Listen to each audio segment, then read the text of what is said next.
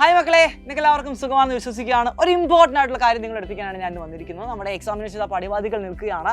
ഞാൻ ഇന്ന് നമ്മുടെ 2025 കഴിഞ്ഞ വർഷം ചോദിച്ച നമ്മുടെ പബ്ലിക് എക്സാമിൻ്റെ ക്വസ്റ്റ്യൻ പേപ്പർ ഒന്ന് ഡീറ്റെയിൽഡ് ആയിട്ട് ഞാൻ അനലൈസ് ചെയ്തു. അതേപോലെ തന്നെ നമ്മുടെ സാമ്പിൾ ക്വസ്റ്റ്യൻ പേപ്പർ ഞാൻ അനലൈസ് ചെയ്തു. എനിക്കവിടെ ഞെട്ടിക്കുന്ന ഒരു കാര്യമാണ് മനസ്സിലായത്. ആ കാര്യം നിങ്ങളോട് ഞെട്ടിക്കുകയാണ്. നിങ്ങൾ പേടിക്കൊന്നും വേണ്ട, അതിനുള്ള സൊല്യൂഷനൊക്കെ നമ്മുടെ കയ്യിൽ തന്നെ ഉണ്ട്. എന്താണെന്ന് വെച്ചാൽ നമ്മുടെ ക്വസ്റ്റ്യൻ പേപ്പറിനെ നമ്മൾ 4 കാറ്റഗറൈസ് ചെയ്യാൻ പോവാണ്. തിയറി ക്വസ്റ്റ്യൻ, ഡെറിവേഷൻസ്, ന്യൂമറിക്കൽ, അതേപോലെ കോൺസെപ്റ്റ് ക്വസ്റ്റ്യൻസ്. ഈ 4 കാറ്റഗറിയിൽ ഓരോ ഭാഗത്തു നിന്നും എന്തുമാത്രം ക്വസ്റ്റ്യൻ ആണ് അല്ലെങ്കിൽ എത്ര മാർക്കാണ് ക്വസ്റ്റ്യൻ ചോദിക്കുന്നത് നമുക്ക് എന്ത് ചെയ്യാം ഒന്ന് നോക്കാം അല്ലേ. ആദ്യം തന്നെ ഡെറിവേഷൻസ് ആണ്.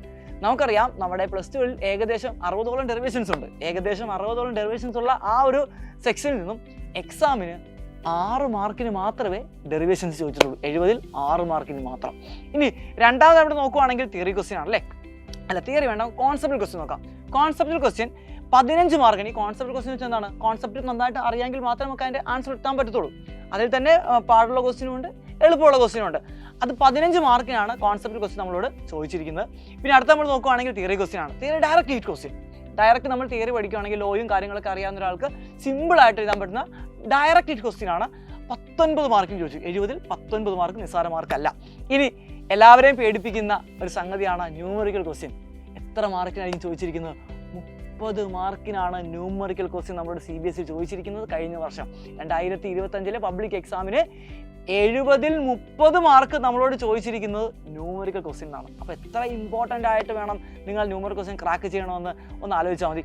ഈ ന്യൂമറിക്കൽ ക്വസ്റ്റ്യൻ തന്നെ എളുപ്പമുള്ള ക്വസ്റ്റ്യനും ഉണ്ട്, അതേപോലെ തന്നെ ഒരു മീഡിയം ലെവൽ ക്വസ്റ്റ്യൻ ഉണ്ട്, ടഫ് ആയിട്ടുള്ള ക്വസ്റ്റ്യൻ ഉണ്ട്. എല്ലാ കാറ്റഗറിയിലുള്ള ക്വസ്റ്റ്യനും ഞാൻ പറയുകയാണ് 30 മാർക്കാണ് ചോദിച്ചിരിക്കുന്നത്. ഇനി നമ്മുടെ സാമ്പിൾ ക്വസ്റ്റ്യൻ പേപ്പർ നമ്മൾ നോക്കുകയാണെങ്കിൽ സാമ്പിൾ ക്വസ്റ്റ്യൻ പേപ്പറിനകത്ത് എത്ര മാർക്കിനൊക്കെയാണ് നമ്മുടെ ഇത്തവണത്തെ 2025-26 സാമ്പിൾ ക്വസ്റ്റ്യൻ പേപ്പറിൽ എത്ര മാർക്കിനൊക്കെയാണ് തിയറിയും ഡെറിവേഷനും ന്യൂമറിക്കലും അതുപോലെ കോൺസെപ്റ്റ് ക്വസ്റ്റ്യൻ നമുക്ക് എത്ര മാർക്കിനെ ചോദിച്ച് നോക്കാമല്ലോ. ആദ്യം നോക്കുകയാണെങ്കിൽ ഡെറിവേഷൻ ആണ്. ഒരു ആശ്വാസമുണ്ട്, 6 എന്നുള്ളത് 8 ആയിട്ടുണ്ട്. 8 മാർക്കിന് ഡെറിവേഷൻസ് നമ്മളോട് ചോദിച്ചിട്ടുണ്ട്. ഇനി നമ്മൾ അടുത്ത് നോക്കുകയാണെങ്കിൽ നമ്മുടെ കോൺസെപ്റ്റൽ ക്വസ്റ്റ്യൻ പോവുകയാണെങ്കിൽ 24 മാർക്കിനാണ് കോൺസെപ്റ്റൽ ക്വസ്റ്റ്യൻ ചോദിച്ചിരിക്കുന്നത്. അതിൽ എളുപ്പമുള്ള ക്വസ്റ്റ്യൻ ഉണ്ട്, പാടുള്ള ക്വസ്റ്റ്യൻ ഉണ്ട്. ഇനി തിയറി ക്വസ്റ്റ്യൻ ആണെങ്കിലോ 17 മാർക്കിന് മാത്രമേ ചോദിച്ചിട്ടുള്ളൂ. 17 മാർക്കിനാണ് തിയറി ക്വസ്റ്റ്യൻ ചോദിച്ചിരിക്കുന്നത്. ഇത് ലാസ്റ്റ് ആൻഡ് ഫൈനൽ എല്ലാവരും ഞെട്ടിക്കുന്ന സംഗതിയാണ് ന്യൂമറിക്കൽ. അവിടെയും ന്യൂമറിക്കൽ ക്വസ്റ്റ്യൻ ചോദിച്ചിരിക്കുന്നത് 26 മാർക്കിനാണ്. അപ്പോൾ ഇതിൽ നിന്നൊക്കെ എന്ത് മനസ്സിലായി മക്കളെ?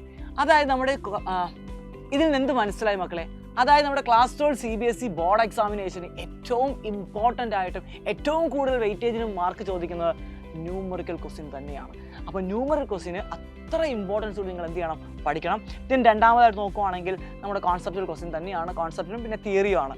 അതായത് തിയറി നന്നായിട്ട് അറിയാവുന്ന ഒരാൾക്ക് അല്പം ഒന്ന് വളഞ്ഞിട്ട് ക്വസ്റ്റ്യൻ ചോദിച്ചാലും നമുക്ക് എന്ത് ചെയ്യാൻ പറ്റും? ക്രാക്ക് ചെയ്യാൻ പറ്റും. അങ്ങനത്തെ ക്വസ്റ്റ്യനാണ് കോൺസെപ്റ്റൽ ക്വസ്റ്റ്യൻ എന്ന് പറയുന്നത്.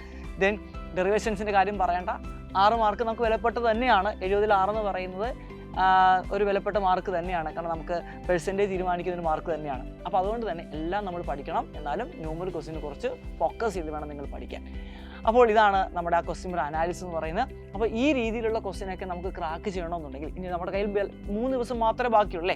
അപ്പോൾ ഒരു നല്ലൊരു കിടിലൻ സ്റ്റഡി പ്ലാനുമായിട്ട് ഇന്ന് രാത്രി 7 മണിക്ക് ഞങ്ങൾ വരുന്നുണ്ട്. നിങ്ങൾ എല്ലാവരും ഉണ്ടായിരിക്കണം. ഈ 3 ദിവസം എങ്ങനെ എഫക്റ്റീവായിട്ട് യൂട്ടിലൈസ് ചെയ്യാം അതാണ് നമ്മളിന്ന് പറയാനായിട്ട് പോകുന്നത്. അപ്പോൾ നിങ്ങൾ മാത്രം വന്നാൽ പോരാ, നിങ്ങളുടെ കൂട്ടുകാരെയൊക്കെ കൊണ്ടുവരിക. നിങ്ങൾക്കൊന്ന് മോട്ടിവേറ്റ് ഒക്കെ ചെയ്യാനാണ് വരുന്നത്. അതുതന്നെയാണ് മെയിൻ പരിപാടി എന്ന് പറയുന്നത്. നിങ്ങളൊന്ന് മോട്ടിവേറ്റ് ചെയ്യണം. നിങ്ങളൊന്ന് ഡൗൺ ആയിട്ടുണ്ട്, ഒന്ന് സെറ്റാക്കി തരാം. എല്ലാവരും പോകുന്നേക്ക് ഇന്ന് രാത്രി 7 മണിക്ക്. Bye bye.